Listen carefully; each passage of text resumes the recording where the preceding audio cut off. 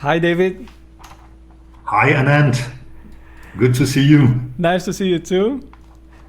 Today, my guest is David Pisinger. He's a professor in OR at DTU Management Engineering and former professor at DIKU, University of Copenhagen. His main research topics include maritime optimization, energy optimization, vehicle routing, railway optimization, and cutting problems. He has written more than 100 papers in leading journals and a famous monograph on knapsack problems. David received several research and teaching prizes throughout his career and has supervised more than 20 PhD students, many of which have received awards and distinctions. He's area editor of Transportation Science and associate editor of Transportation Research Part C, EJOR, CNOR, and many more. Having a background in knapsack problems, David can be recognized on always wearing a knapsack. David is one of the first authors that I discovered when I started studying OR for real, and I quickly became a big fan of his work. He's definitely one of the nicest people in the community, and after meeting him in person about a decade ago, he officially became one of my heroes. So David, it is a huge honor to have you here.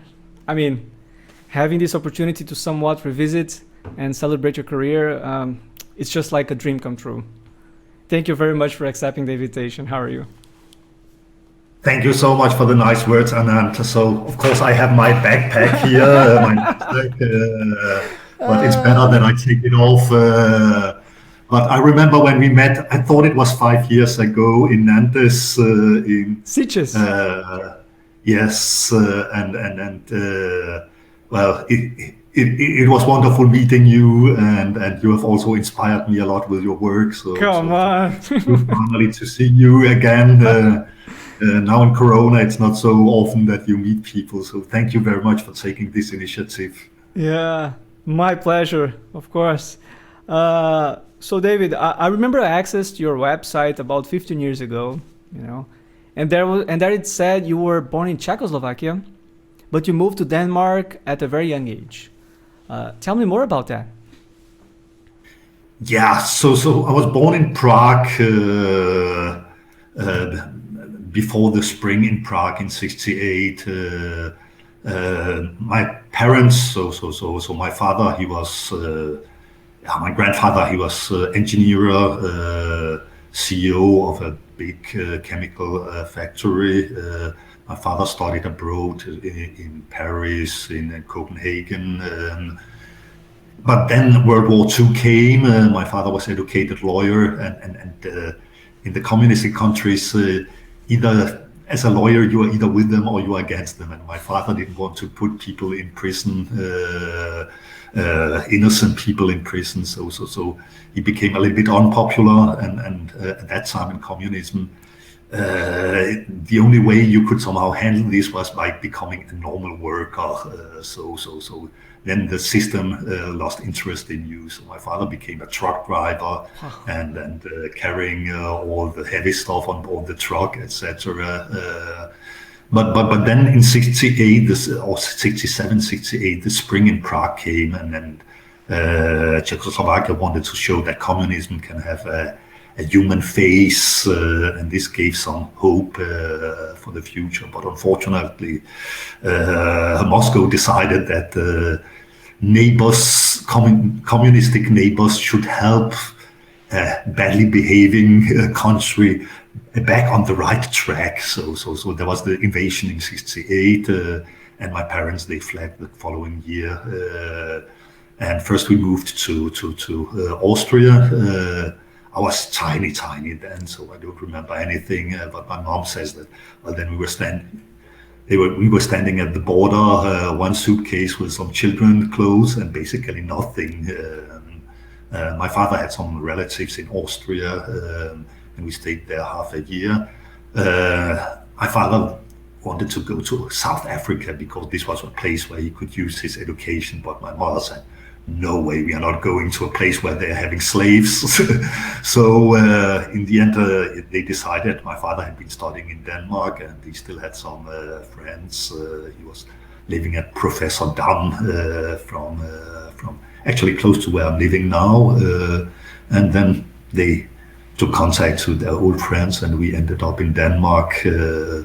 But as a child, my father always said, okay, I gave up all my life in Czech Republic for you to have the right to study free. So you have to take an education. So me and my older sisters, it was always on our shoulders that my parents had given up everything. So we had the freedom to study whatever we wanted, but we needed to have an education of some kind, because otherwise everything was somehow lost. Yeah. It turned out that the communism never became so bad after the spring in '68, but nobody knew it at that time. My parents remembered during Stalin, after World War II, how horrible it was with people disappearing, etc. So of course, if you knew how it was going, perhaps we should have stayed in Prague, but that was probably the right choice at that time. Mm-hmm. So you started your teaching experiences at a very young age, correct? Yeah, so being a refugee, so always in class you start at minus 100 points, so it was a little bit hard times, but I had a math teacher in elementary school, Fru Milde, and she was very young, just married with my gym teacher, and she often wanted to go to the corridor to kiss a little bit with him. And she put me at the front desk so I could teach the other kids mathematics. And this was excellent for me, because suddenly I gained some status in the class. And she was always pregnant, and apparently also enjoyed going out in the corridor. So it was a win-win situation, and that was where I probably started to really like math, and probably my teacher saw my talent. Yeah. So I mean, you liked math at a very young age, so it should not have been difficult for you to pick up a university degree, right? No, so after high school, I was at a high school where we got one of the first computers, and I felt that this was great. That time nobody had a computer, so I learned to program in BASIC, Pascal, and these early programming languages.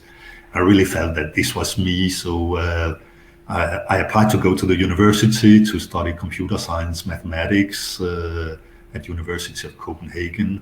And in the meantime, to earn some money, I was a high school teacher in mathematics. So I think I was 19 when I started teaching math. So I had one class, but still I made an income of it, and I realized that it was really fun teaching people. So this has been my somehow affection since then. Mm-hmm. And what did you do during your teenage years apart from studying? Yeah, I was quite nerdy, so I was programming. I liked biking, and I loved traveling. So wherever I could, I traveled. And still, if I have the opportunity to travel, that's really me. Mm-hmm.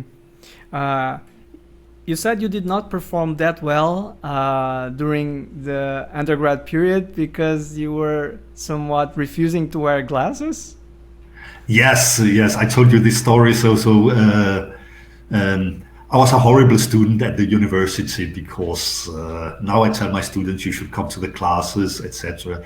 But at that time I didn't see so well, but I wanted to be perfect, so I was never wearing my glasses, and I couldn't see what the teacher was writing on the blackboard. So in this way, I wasted my time, and I was a horrible student. But somehow I still got a good grade. So now I cannot tell my students that you have to attend all classes and do your homework, because I didn't do that. So people have to find their own way. And at some point you decided to do masters, or was it an easy decision for you? Yeah, so I studied my bachelor in mathematics, and then I had the major in computer science. And before writing my master thesis, one of my friends from elementary school, he was from Poland. He married a nice girl, and I learned his sister to know.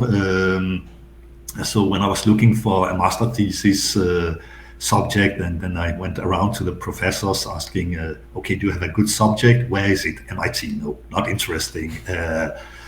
Berlin? No, not interesting. Warsaw, Poland? Yes, that sounds interesting. What is the topic? Knapsack problems. Yes, I like knapsack problems. So this is how I became interested in knapsack problems. So it was more the location than the topic. But I came to Professor Stanisław Walukiewicz, and I was doing research at EBS, Institute of Systems Research, which was some computer science department, and it was a wonderful time at that time. And I think also for me, it was a chance to get back to my roots, because Warsaw was still in the communistic bloc at that time.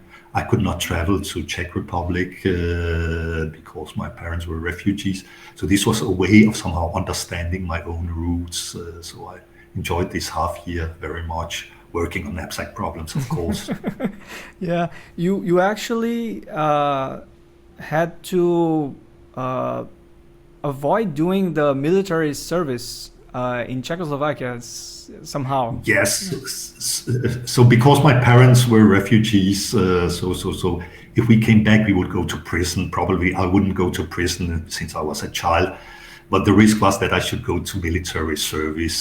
So when I became 18, or I think I was 18, 19, I went to the embassy, and at that time you could pay an amount of money to be deleted from the files, because communism is a perfect system. So of course nobody could leave it, but you could just be deleted, so you were never born. And then I didn't have to make military service. So I paid.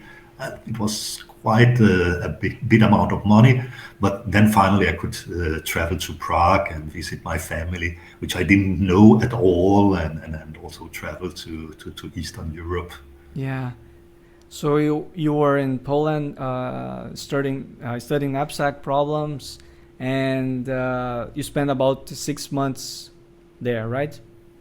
Yes, and then I came back and finished my master thesis, which was very much inspired by the work by Martello and Dodd. They had just published their book on knapsack problems, so I tried to use their ideas. But at that time, so computers had grown bigger, so people knew dynamic programming, but nobody had used dynamic programming before, because you simply didn't have memory to store everything.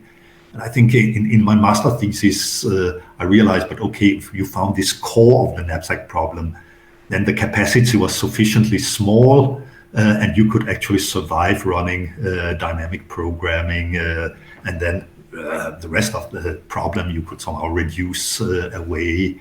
So it was somehow a hybrid between the core algorithms of that time and some dynamic programming, and it worked, and I got a good grade.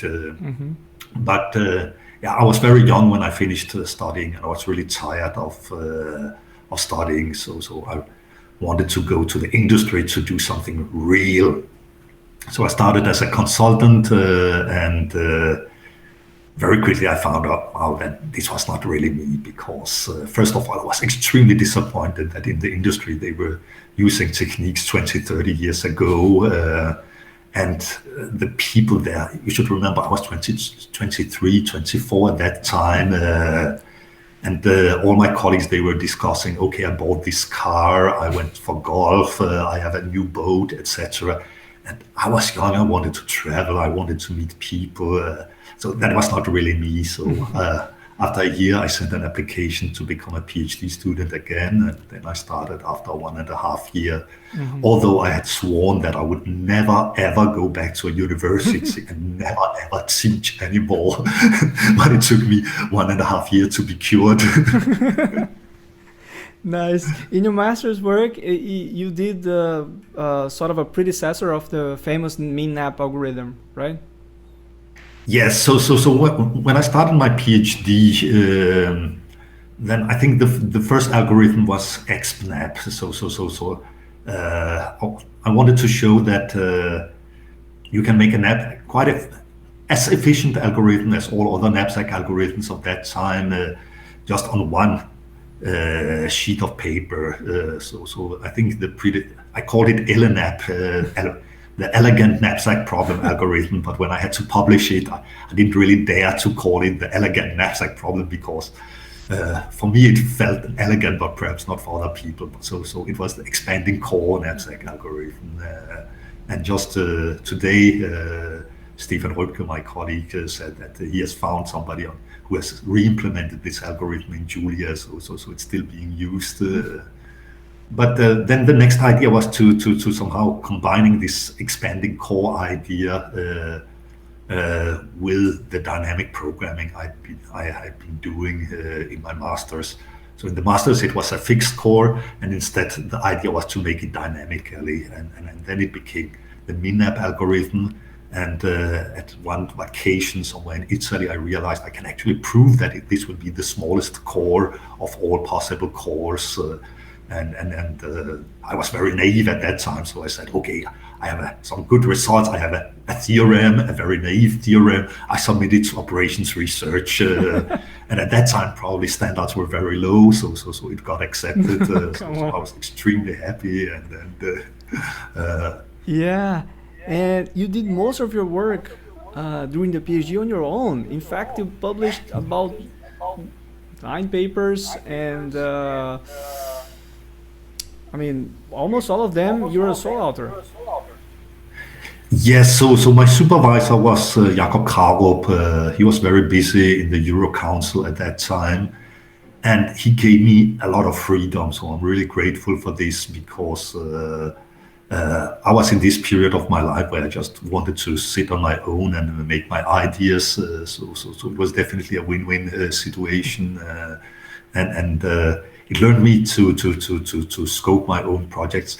I was very naive, so I submitted it to some of the good journals, and sometimes I actually got it accepted. So as you say, I think when I finished my PhD thesis consisted of some 10 chapters, and about 9 of them sooner or later got published in respectful journals. Yeah, I mean, you started with MinApp, then it came BoundApp and the others, right? Yes. And 1 month before I had to hand in my thesis, I realized, okay, I've written everything. I still have 1 month. So I said, okay, let's take multiple knapsack problem also. So the last month I tried to implement this. So I had the last chapter. So I have all the knapsack problems, I believed. But that was the first real NP hard problem. Until then, all the problems can be solved by pseudo-polynomial time. And that was the first hard NP hard problem. I was really surprised how difficult it can be to tame these problems, because you always think now it works, and then something pops up that doesn't work, etc., etc. So the last month, it should have been a pleasure, but I was really suffering to make the multiple knapsack algorithm work. But in the end, I think it was also published, but half a year after my PhD. Yeah, the MinApp code was carefully designed, in terms of memory allocation, thinking of the computers from that era, right? Yeah. So you should remember that computers at that time, it was 16-bit computers, and you had 64 kilobytes of RAM. So you needed to be very careful. So everything is somehow small integers to keep it 16-bit. So to use it very carefully. But of course, if you try to run it now with big integers, then the code explodes. But I think you have experienced that. But I was carefully coding. So there are some types. What is the profit size? What is the multiplication size? What is the bound size? And if you just rename them to be integers or longs, then I think it can work now. Yeah, I know, yeah. Right. Have you ever imagined that the MinApp code and of course the other codes will become a reference and be that famous and used all over the world? No. Probably like all other researchers, you have this feeling that you're not good enough, and all other people were working on these big, interesting problems, and I was just nerding with these simple knapsack problems. So I was always, my heroes at that time were Martello and Dodd on knapsack problems, but I felt that it was a very small, modest contribution. Yeah. When you submitted to R, it was just, just to see what happened, or were you really confident, or you had no clue on how relevant your work was to be accepted there?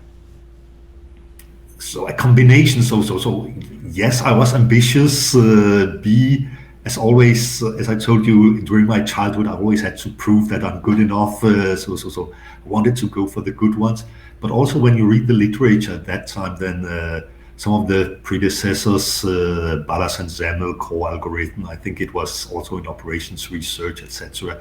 So it somehow felt natural that many of the knapsack algorithms had been published in the operations research. So I closed my eyes, submitted it, 5 hard copies in an envelope, and then sitting a year and waiting for the reply. And fortunately, there were some nice reviewers who gave me a second chance to revise it. In the end, it was accepted.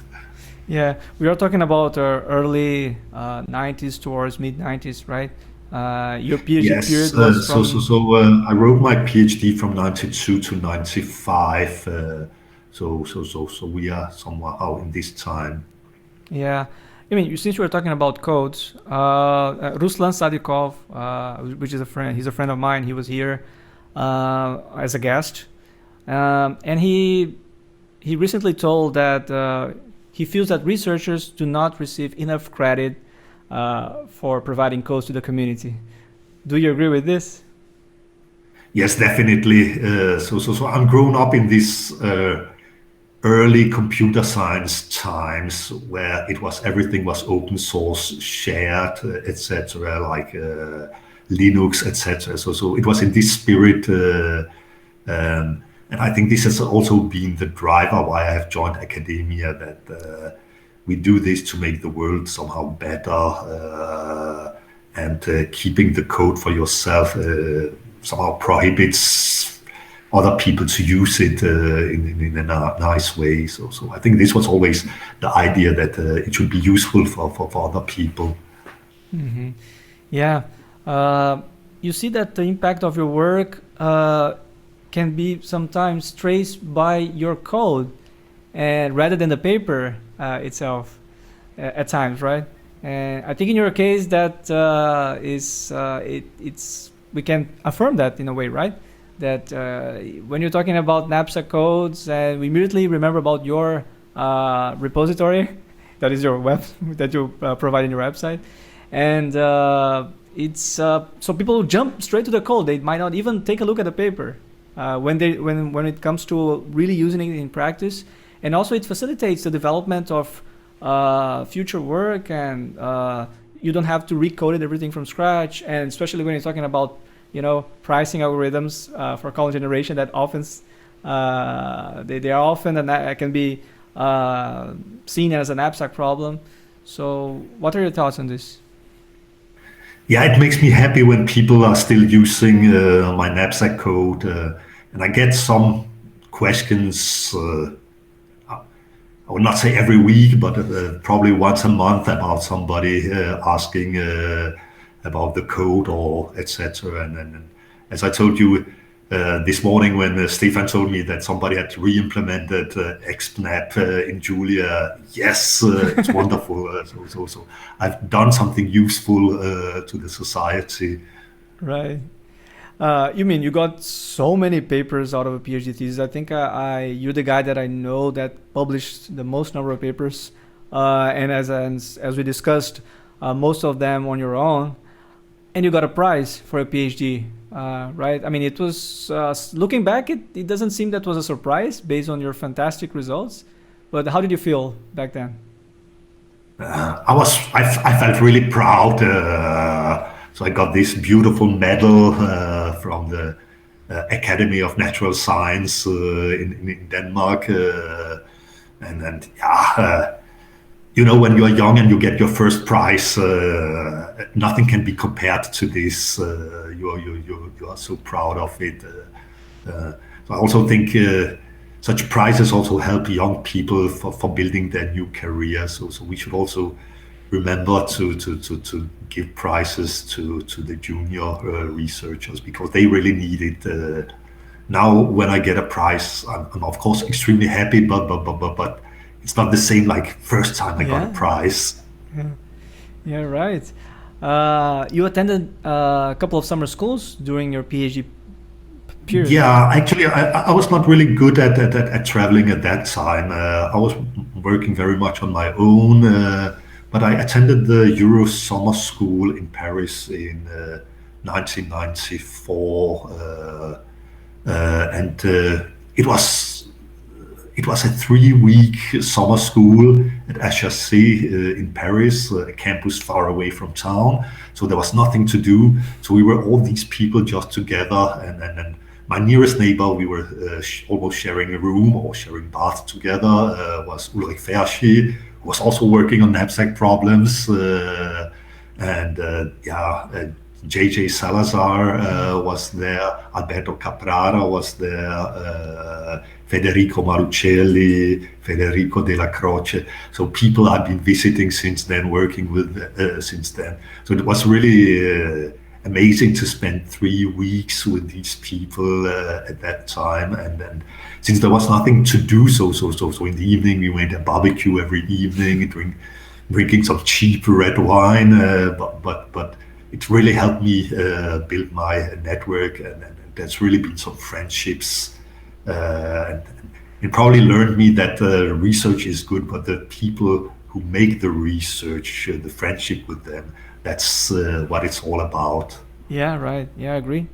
I mean, you established a very good network of collaborators after attending that summer school. Do you advise your own students to do the same? Yes, definitely. I was working very much on my own, and I promised myself that if I get so my dream was always to have a PhD factory. So not in the way that it's just a machine producing PhD students, but a factory means somehow a professional way of doing things. So my dream is always to have some 3 PhD students at any time, so they can help each other.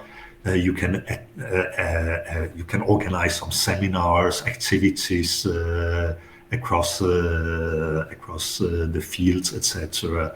And this was perhaps what I was missing when I made my PhD, because we were very few PhD students at that time. Now there are many more PhD students.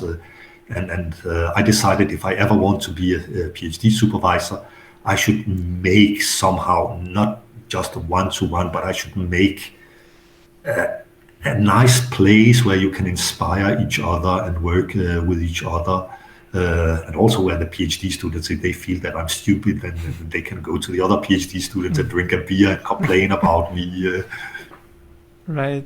Yeah. I mean, summer school is a perfect environment for... Exactly. So this is why young people should go to these summer schools. But nowadays they are not 3 weeks. Most summer schools are maximum 1 week. So we were very privileged at that time. Right. So you have this story with Professor Jack Edmonds, right? Yeah, so right after my PhD thesis, so when I handed in my PhD thesis, Jack Edmonds actually visited DIKU, my department at that time. So we were almost having office next to each other, working together, and it was amazing for me to meet this giant in graph theory, and also a very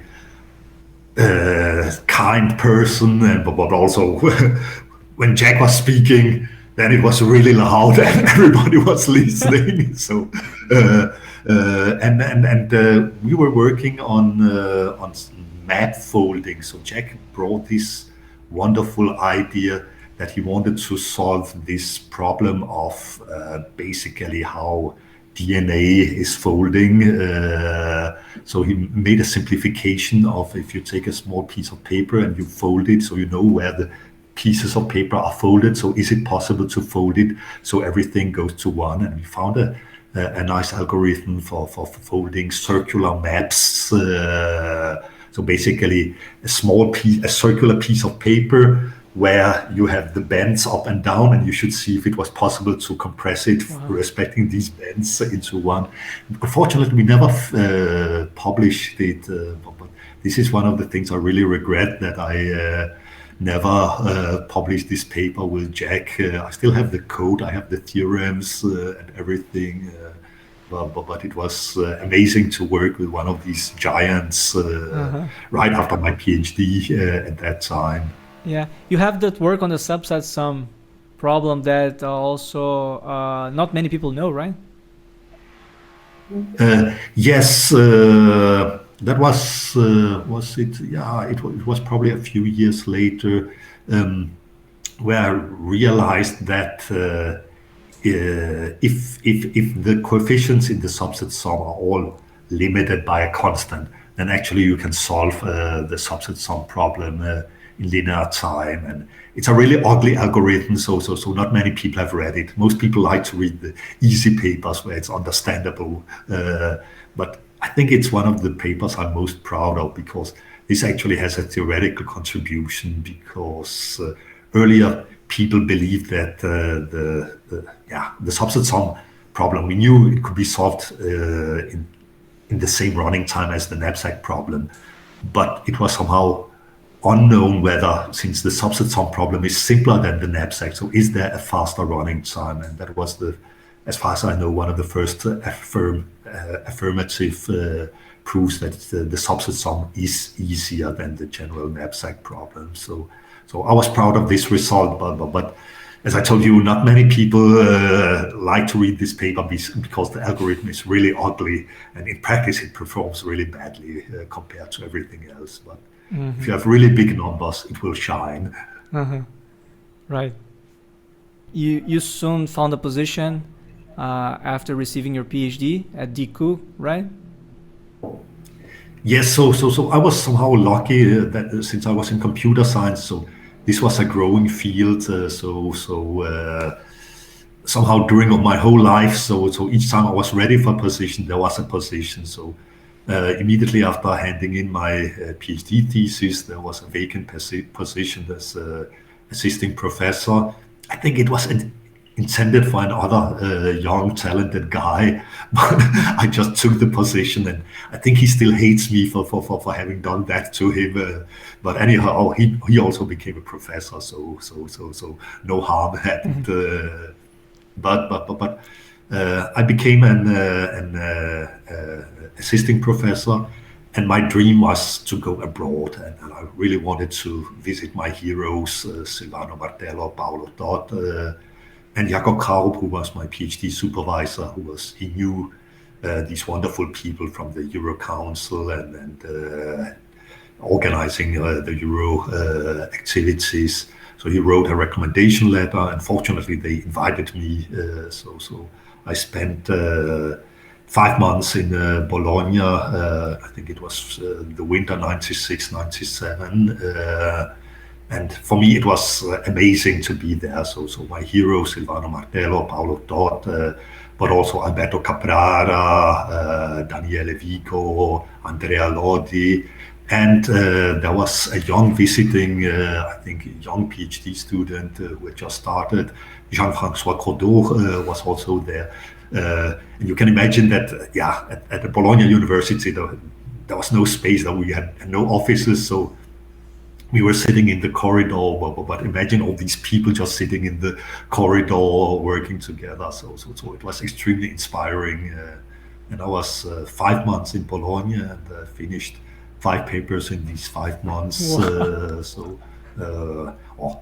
4 papers and 1 book chapter with Paolo Todd on Knapsack Problems. Surprise, surprise. It was not difficult to write. And then with Alberto, we were working on quadratic knapsack problems, with Silvano Martello and Daniele Vico on three-dimensional bin packing problems. Then there were some, the combo algorithm was developed during that time with Silvano Martello and Paolo Todd. So we basically took the best elements from our codes and put them together and made what should be the ultimate knapsack code forever. Nice. But yeah, it's old, so I hope somebody will take up the challenge and beat us. Yeah, it's still really, really challenging task to come up with modern knapsack algorithm. I mean, it's not an easy task at all. You said that you shared the these very good moments in the corridor, and I mean, you also were sharing literally the computers, right? Taking turns and so on. Yeah, so we didn't have so many computers, and then you had to almost sit on each other's knees, and then the internet at that time, it was one big cable through the corridors.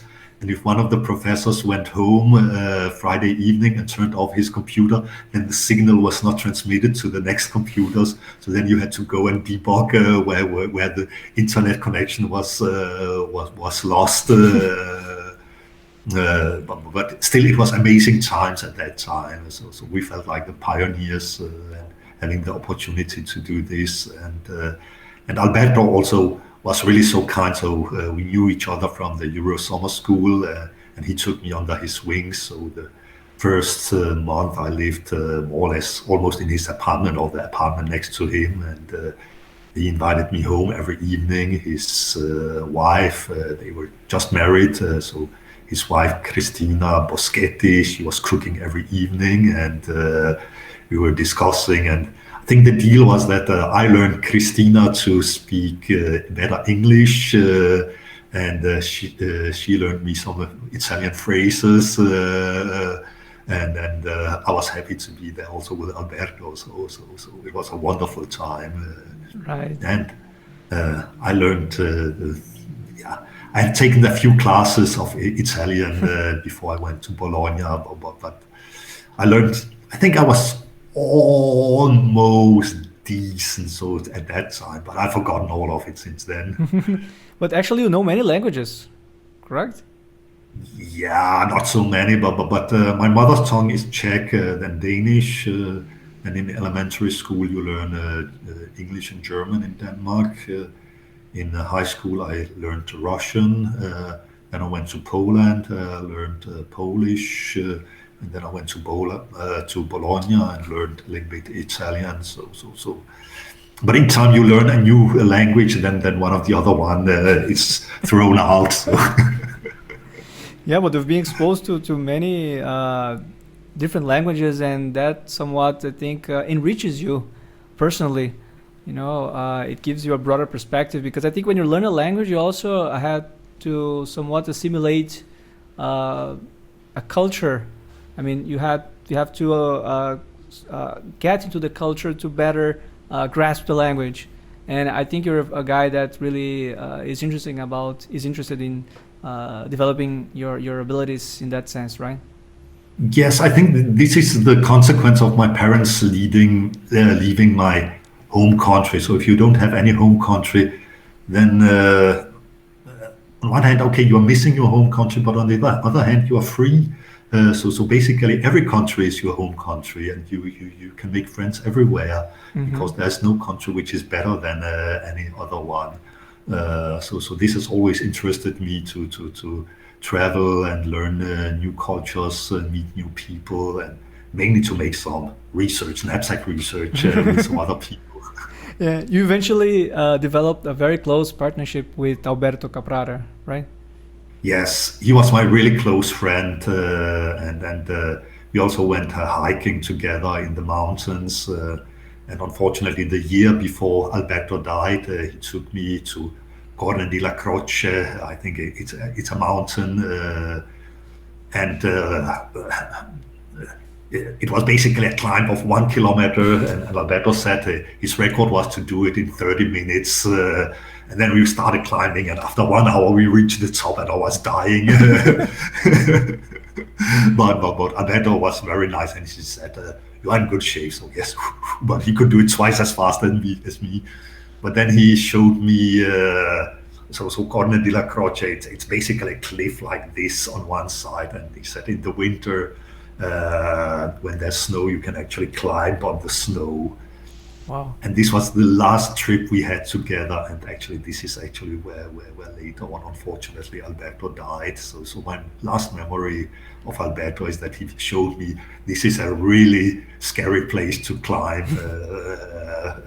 And I didn't know that this was somehow written in the cards, that this would also be the end. Yeah. You told also that he has this fantastic ability of coming up with theoretical insights when you're developing your algorithms and models. Yes, this was the wonderful thing about Alberto. Not only that he was a wonderful person, but also that they worked, the Bologna group had some industrial projects, but Alberto was always able to find some nice, beautiful theoretical results somewhere, some graph theory or whatever, proofs on polynomial algorithm, and I'm missing him to guide me to these beautiful problems. Mm-hmm. Yeah. So you got back to Denmark after this period in Bologna, and you worked on the Knapsack book, right? Yes. So the story of the Knapsack book is that Ulrich Ferschi, who we had met at the summer school, and we had written 1 or 2 papers together later on. He's 1 or 2 years younger than me, so he handed in his PhD a little bit later than me. But in Austria, they have this stupid system that as soon as you finish your PhD, you should write 1 more PhD, this habilitation thesis. So he had just finished, and then he should write his habilitation thesis. So together with Hans Kellerer, they got this idea that they could take some of these ideas. They were mainly working on approximation algorithms and make a book out of it, which could become the habilitation thesis of Ulrich. So they asked me to join if I could make the exact algorithms, and they would take care of the approximation algorithms. And I said, yes, this is piece of cake. I have everything, so we can finish it in a few months. But then it turned out that these Austrians, they had agreed on the terminology, and the book should look a little bit different from the Martello Todd book. So they had changed the summation index from summing over J to sum over I. So damned, I had to change the terminology everywhere in my papers until we came to the last chapter, which was multiple knapsack and then these multi-constraint knapsack, which is basically an general integer programming with positive coefficients.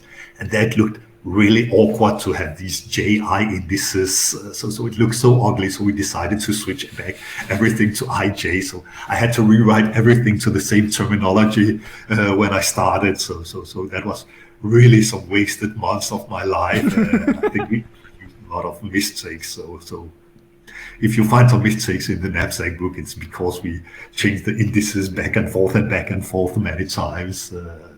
But it was wonderful to work with Ulrich and Hans, and I think people are saying that a man should get a son, should plant a tree and write a book. So this, I could at least tick this one. Yeah, right. Eventually, you got a bit bored of Knapsack Problems. Yeah, so after writing the Knapsack book, I needed some new challenges. And always, the Knapsack problems are not really hard problems; they are pseudo-polynomials. So at that time, when I was in Bologna, the really good people were working on vehicle routing problems. So of course, when I came back to Copenhagen, my dream was, okay, we have to work on vehicle routing problems. So I made a course on vehicle routing problems and got some talented students. So my second PhD student was Stefan Ropke, who was working on vehicle routing problems and trying to make this unified framework for all different problems. And it turned out that it's difficult because the nature of the problems is difficult. So he was very much inspired by Shaw's work on large neighborhood search, but he found out, okay, you need many different neighborhoods to perform if you want to solve many different problems. And this is where the ideas to ALNS started. But Stefan was a very modest man, so he said, no, this is just large neighborhood search. But I said, you need to call it something, give it a name, say that you have made a contribution. And Stefan said, no, this is just Shaw's idea. I'm reusing large neighborhood search. So I forced him to invent something. And then he said, okay, that's this learning layer, the adaptive part. So it became ALNS, and then we had a name and could publish it. But Stefan did all the work, and he's also first author on most of the papers. But what ALNS learned me in life is that people say always you should collaborate with the best of the best, but you also need to collaborate with some a little bit crazy people and people having other ideas. So this is what ALNS learned us. I should tell you the story about ALNS. I told Stefan, okay, why having these neighborhoods? Can't you just choose a few of the good ones?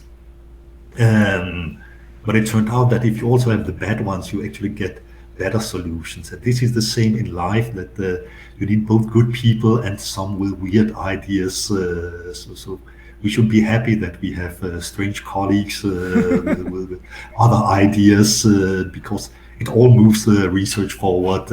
If you only choose the good people, the good neighborhoods, you get stuck into a local minima, and you need something to get you out. So this has since then been somehow my mantra in life, that you should be open-minded and include all kinds of people.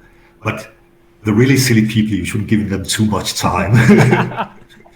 Yeah, nice motto. Yeah, right. Very inspirational. And by the way, I was very much inspired by that both papers. One was in the more dedicated to the backhauls, and the other one was the generic that coped with VRP without windows, and So it was a real inspiration to my own work. It's part of my PhD thesis. After trying to develop generic algorithm that tackles many problems, and I know I can relate to the challenge of making it a unified one. It's quite complicated, and eventually Thibaut Vidal succeeded in coming up with this monster algorithm. But ALNS could probably have been just forgotten, but Stefan, as a PhD student, had met a nice girl in Montreal in Canada, so he wanted to go back to Montreal after his PhD, so he got a position there. Under the supervision of Gilbert Laporte, and Gilbert Laporte fell in love in ALNS, and he was somehow the traveling salesman for selling these ideas. I think many people at that time were working with similar ideas, but really I'm very thankful to Gilbert Laporte for having taken this idea and selling it at many conferences and bringing it forward, and then really, Gilbert has this talent to spot some interesting things. Also, when we were working on the Knapsack book, I had to make all the computational experiments, and that was on the Knapsack problems. I was looking for the hard Knapsack problems because there were so many algorithms, and how could you distinguish them from each other? So I needed to somehow find some instances where the min-nap or combo was really shining, and it ended up in this paper where the hard knapsack problems were. One evening, I had been working with knapsack problems most of my life, so I knew how to construct the difficult instances. So it took me a few evenings to make it, and then I put it into this paper, and it was the plan that it should be a chapter in the Knapsack book. And I submitted it to Computers and Operations Research, where Gilbert Laporte was editor at that time. I went home in the evening, and next morning I got an email from Gilbert Laporte. Yeah, I like the paper, I read it myself, make these 3 small changes, and it's accepted and send me the floppy disk with the final manuscript. I think this would never happen now, but Laporte had this, he was this make things easy. Why sending it out for reviews if you like the paper, and also he has this talent to spot interesting problems or interesting papers, etc. So again, big acknowledgement to him for seeing it. Yeah, I love the title of that paper. And where are the hard knapsack problems? Do you think if you have chosen a different title, would have you think that the paper won't be that popular? I don't know. I think this exactly explained the situation I was sitting in that evening. Okay, so how on earth do I find some interesting instances? So the running times are not 0.01 seconds for all algorithms. So it really expressed my main problem. But at that time I was very young and naive. So I just picked this. Earlier, I told you that I had this elegant algorithm for the knapsack problem, but I didn't dare to publish it, so it became XNAP. Then I had an algorithm, linear time algorithm for knapsack problems. And Alberto Caprara told me, but this is an NP-hard problem. You cannot say that you solve it in linear time, even though it's absurd linear time in many times, but it's not linear time. So I had to change the title. So I have had good mentors to learn me to write correct titles, but nobody told me that where the hard knapsack problems is a wrong title. So it survived. Yeah. Actually, you were talking about Professor Gilbert Laporte. I could witness that in a conference, that the one we met. He was thanking you guys, you and Stephen, for introducing the idea of ALNS and all that, and also in that conference, it's where we met for the first time. I remember we were having dinner, and it was the first night, and I was still trying to simulate all these big stars, all these big names, and then it turned out that you sat in the same table that I was sitting, and I saw you in front of me, and I was, wow, it's there, and suddenly, we started talking, and in the next days we hang out, and you told many stories. I was so happy that the guy that I knew from doing so much fantastic work. And at that time, I was using your knapsack codes for a column generation application with a friend of mine under the supervision of Eduardo Shoa. This friend of mine is Hugo Kramer. And I also had this other friend who discovered your work through the subsets problem, right? Because you have a contribution there as well. And he's also a co-author of this work we're doing together. And I told him, oh, look, I'm with David here. And he said, no, are you kidding me? And then we did this conference call. I had a netbook. And then you were very kind, and you talked to him. So you're very receptive, and it really had a huge impact on me. And I became, as I said, your big fan ever since. So I think this attitude of being cool to young researchers, and despite all your fantastic career and achievements, you can still be accessible, and that's, I think, the way you can inspire other people, right? Yeah, but meeting you was also really great for me. So there was a guy in Brazil who had actually read my knapsack papers. So it's really, this is what makes me happy in my life. Once I got an email from NASA, they wanted to hack the space shuttle and do it as a bin packing problem, three-dimensional bin packing. Once I got an email from a guy interested in astronomy. He wanted to find out how many black holes there can be in the universe, and packing it as a bin packing problem, three-dimensional bin packing problem. So this meeting people around the world who all are tied together by these knapsack algorithms or packing algorithms. That's what makes me really happy. Yeah, and not only for the knapsack algorithms. In my case, I was at that very moment working on the sort of a generic algorithm for VRPs. And as I said, your work on the VRP was also, together with Stefan, of course, was a real source of inspiration. And it's just fantastic that I had a chance to meet you in person at that time. But you kept on working on VRPs, right? Yes. So at that time, we were all mad about vehicle routing problem, because now we have solved all knapsack problems. So let's go for the vehicle routing problem and solve everything. I had 3 really good master thesis students. Bjørn Petersen, he had used the Danzig Wolf or the current generation, where he used elementary shortest path. So this way, instead of using normal shortest path, you can get tighter bounds.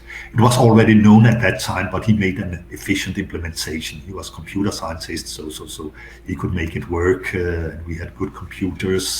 So he had been able to solve many of the Solomon instances, which were not solved at that time. So this was amazing, but there was not a big theoretical contribution. On the other hand, I had Simon Sporendonk and Mads Jepsen. They were working together, and they were working on these cuts in the master problem, which unfortunately spoil your pricing problem. So they had this beautiful theory, but not so exciting results. So I said to them, okay, let's merge it all together and then see how it works. And in this way, we had some nice theory combined with some good results, and it became publishable. And then we work on these subset rows to generalize it to the subset row inequalities.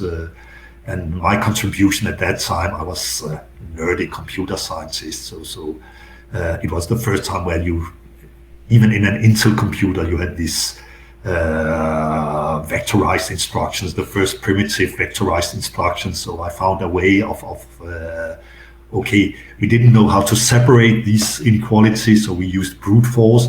But if we could take these vectorized instructions, then you could basically multiply a times x in one instruction and see if it was bigger than the right hand side, and whether the constraint was violated.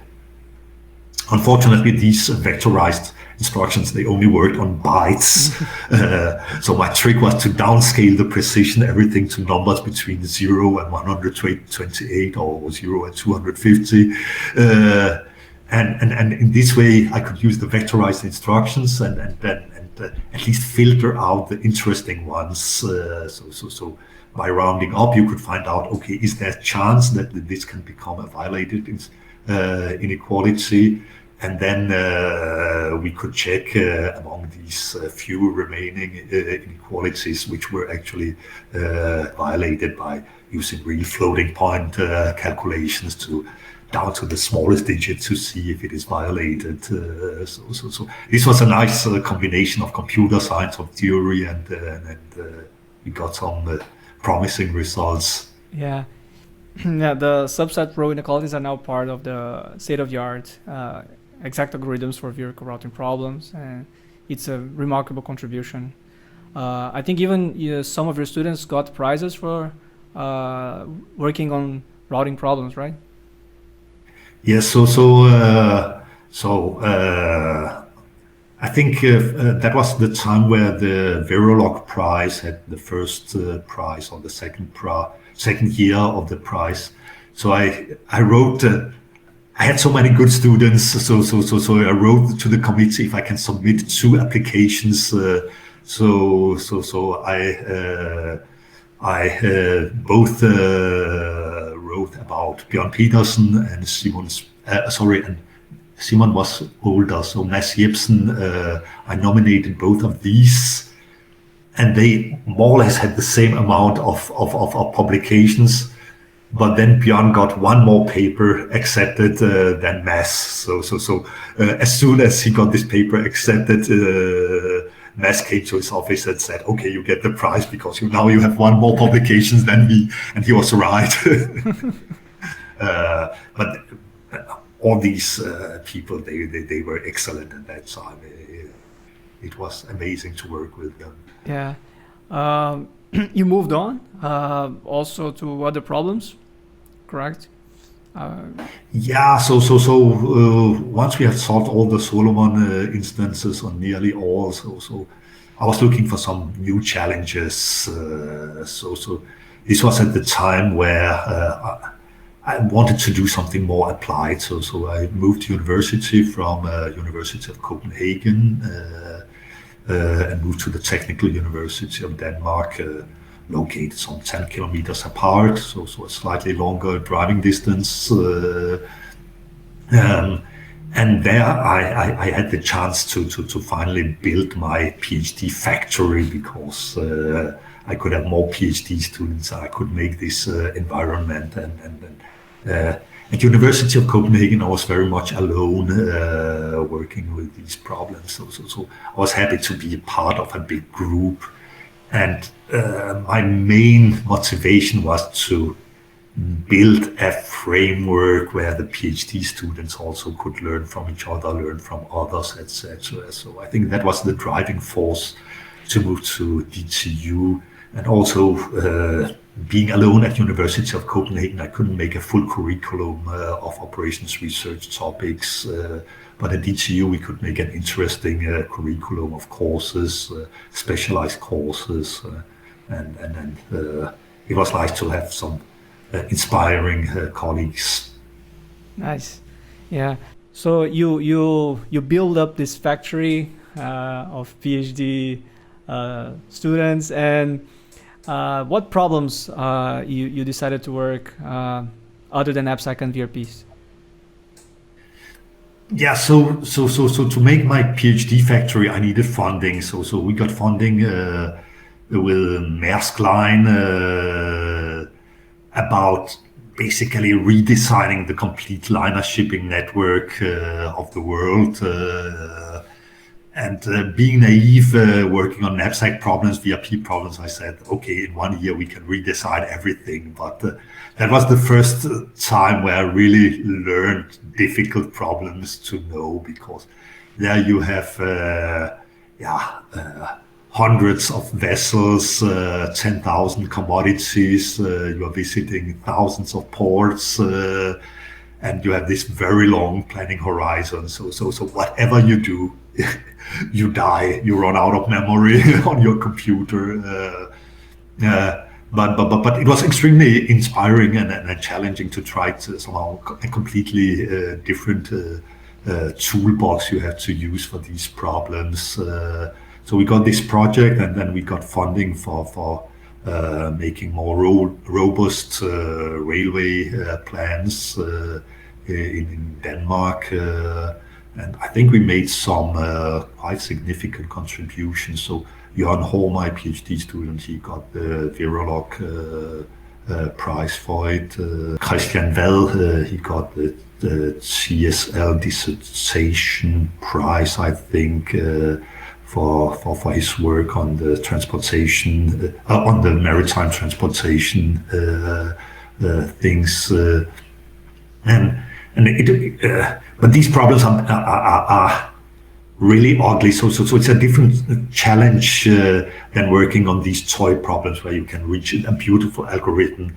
The beauty there is to transform a real life problem into something that is manageable. So it still becomes useful, but where you can derive some nice algorithms and solve it.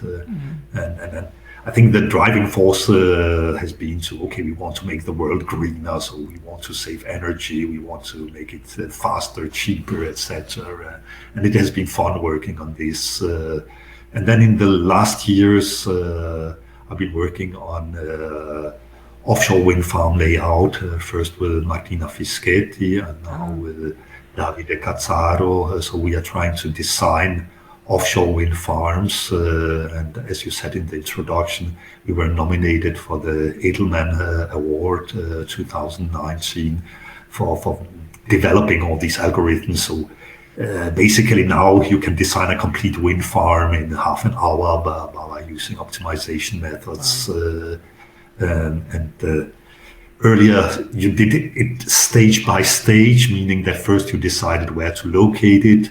Once you had done it, then you couldn't redo it. But now, if during the design process you find out, okay, we just got a new turbine which is more efficient, then you can recalculate everything and then see how it will be, or should we have a bigger turbine, smaller turbine, other cable types, etc. So this is somehow my dream of making the world greener, and also some really interesting problems. And some of them can be formulated as quadratic knapsack problems. So this way we are back to the roots. Excellent. You did your PhD and also the work after on classical problems, very classical problems. And as you said, they're very simple to understand, though they're NP hard and challenging to be solved. And I think they're very nice for young researchers, right? For master's dissertation and PhD thesis. But the competition and the complexity of especially the exact algorithms for this class of problems may be, risky for researchers to go on and try to tackle them. And you ended up working on more practical or more rich variants of routing or other problems. It's hard to find a trade-off and a balance about the learning, getting to understand the techniques and the methodology, and trying to publish at the same time. You can take a interesting problem that is trendy, but you don't learn really much from the methodological aspect. But just because it's easier to publish, you may be tempted to go there, but you don't have a really good theoretical foundation or background. So how do you see this? So I think the reason why I started working on these classical problems was that at that time you didn't have all papers online, etc. And I loved traveling, so I had my knapsack book by Martello Dodd. I had some of the important papers, and I knew them by heart. I was reading them everywhere in the train, or sitting on a small island in Thailand. So I think that was perhaps for that time, since you didn't have access to all the knowledge. So that was somehow natural, at least for me. But overall, what should you, if you're a young person, which problems should you work on? You should follow somehow your heart. And I think I've been lucky that I both have been working on the theoretical problems, but also doing some real life stuff. And I hope I will be able to, every 5 or 10 years, to completely switch to a new field and still feel this excitement of so when I started to work on these wind farms, so it has mainly been from somehow the continuous optimization people who have been doing this. We tried to do it the combinatorial way, and it was a completely new world opening up, and it was like being a PhD student again. Yes, I have a new problem. Let's start working on it, and I hope that people would take this challenge to always find some new problems or new methods, and not be afraid of mistakes. The worst thing that can happen is that you learn something from it. Yeah. So David, when we talk about DP algorithms for knapsack problems, one can arguably say that the acronym stands for dynamic programming, but also David Pisinger. We even wrote this in a recent paper of ours that we used the DP algorithm for knapsack. So it was a sort of a Easter egg, if you like. I'm not sure many people will get that. But you've accomplished so much, and do you still have insecurities or that feeling that you still have to prove that you're good?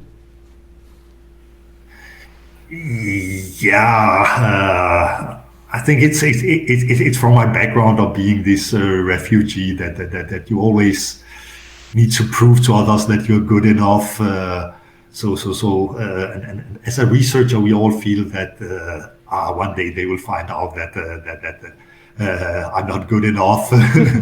I think I had this feeling until around 2015 when I was the chair of the Euro conference in Glasgow. So I was chairing this big conference, and suddenly I realized that, okay, people actually know me and they invite me for conferences. And I think this was the first time where I felt, okay, I don't need to be ashamed of my work. I should actually be proud of it. And this was a really big step in my life. So now I feel that I can focus on trying to give back to the young talents so they can get the same wonderful experience of being in research, all the excitement of when finally your algorithm is working, when you get some good results, all these wonderful times when you get a good idea, and mainly to work with some other people, because it's somehow the people in research that is the real contribution, that is what it's all about. Yeah, but despite of your brilliant work and all this recognition, sometimes it can be hard to get funding, right? Yes. So even though you say that I'm a famous researcher, then still I don't get funding. I just got rejected at my application. Even they wrote that I'm a bottom third of all applications. Wow. And I think the idea is genius, but not always these committees know what it's all about. So either you can be world famous in your small society and get all the funding, all the good positions, or you can be world famous in the real world, working with interesting people and so on. So I think I try to be true to my real interests, and even if I don't get all the funding, I have sufficient funding, and it's more important to work with nice people, interesting problems in the world, than just being in this small, closed society using the same buzzwords, etc. So if we all go for the right stuff, it will hopefully also change the funding scheme. Mm-hmm. Yeah, that's a very nice message. I mean, trying to stay true to yourself, regardless of the temptation of trying to follow a different path, usually trying to catch up with what is, trendy, and try to be like... I had a colleague, Alex Weissensteiner. He was visiting our university. He was a professor for a few years, and he said that if you're running in the same direction like everybody else, then except if you are the fastest runner, then it's better to run in any other direction, because the fastest runner, if everybody's running in the same direction, then the fastest runner will get everything. So we should always think, okay, is it a good idea to run in the same direction like everybody else? It's only the best one who will get everything. The other one will just get peanuts. So it's better to go in a different direction, because perhaps you find something interesting and perhaps you will be the fastest in that direction. Yeah. I think it is some very clever words. You should go for the interesting problems where you really like it, because that's where hopefully you can contribute most. Mm-hmm. Yeah. Any regrets? If I regret something, I don't know. I wish I was PhD student again now. So with my life experience and knowing how things work, it would be so much easier instead of all these hard times. But I would say no. Is there anything I regret? Not really. I would say I've been so happy to work with amazing people, working on interesting problems, and always to do the things I like. I never really had a boss who said you should work on this or that. I always somehow got my freedom, and I think this is also what is so wonderful in academia, that you have this freedom, and we should use it responsibly and do our best also to give back to the society, because otherwise people will not continue funding us. But be true to the society, but also true to ourselves. Mm-hmm. Yeah. So David, thank you so much for doing this. It was a great pleasure to have you here. I mean, listening to all these stories is just very inspiring, and I'm sure many people will be also inspired by your views and all your memories and all your career. So thank you very much. Thank you so much, Anand. And next time we meet, we should drink a beer together. I'm Czech, so I really appreciate good beer. Everybody who is listening, you can share beer with me one day. Great. Thank you so much. Thank you so much, David. Ciao. Bye.